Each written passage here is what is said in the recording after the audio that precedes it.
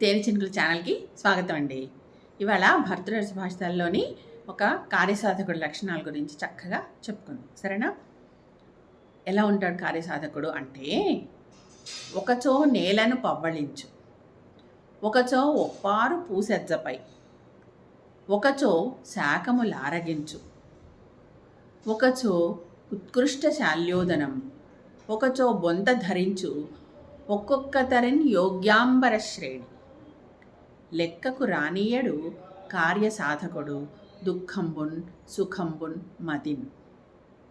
అంటే ఏంటో తెలుసా? ఒకచో నేలను పవళించు అంటే కార్యసాధకుడు అయినటువంటి వాడు, అంటే ఏదైనా పని సాధించాలి అనుకునేవాడు ఎంత కష్టమైనా పడతాడు అనడానికి ఈ పద్యం చెప్తున్నాడు.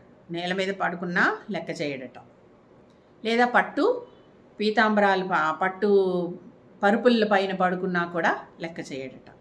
అంటే అతనికి కావాల్సింది తన కార్యం సాధించుకోవడం. ఒకసారి శాకాలు అంటే కూరగాయలు మాత్రమే, పచ్చి కూరగాయలు ఇట్లాంటివి, లేకుంటే జొన్న అన్నము సజ్జన్నం ఇలాంటివైనా తిని బతుకుతాడు. ఒక్కొక్కసారి చక్కటి శాల్యోదనంబు అంటే మంచి వరి అన్నం తింటాడు.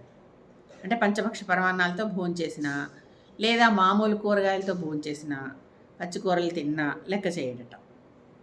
ఒకసారి బొంత ధరించు అంటే ముతక బట్టలు ధరిస్తాడు, వేసుకుంటాడు. ఒక్కొక్కసారి యోగ్యాంబర శ్రేణి అంటే చక్కటి పట్టు వస్త్రాలు ధరిస్తాడు. కానీ అతను ఇవేవి కూడా లెక్క చేయడట. ఏవి లెక్క చేయడు? కష్టం వచ్చినా సుఖం వచ్చినా కార్యసాధకుడు అయిన వాడు తన కార్యాన్ని సాధించాలనే పట్టుదలతోటి దుఃఖాన్ని కానీ సుఖాన్ని కానీ లెక్క చెయ్యడు అని అర్థం.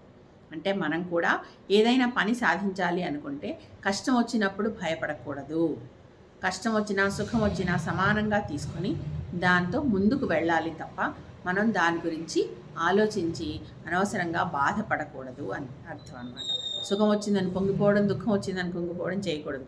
ఎప్పుడూ దాన్ని సమానంగా తీసుకుని వస్తుంటాయి. మనుషులు అన్న తర్వాత కష్టాలు సుఖాలు వస్తాయి, కాబట్టి వాటిని మనం లెక్క చేయకూడదు అని అర్థం అనమాట.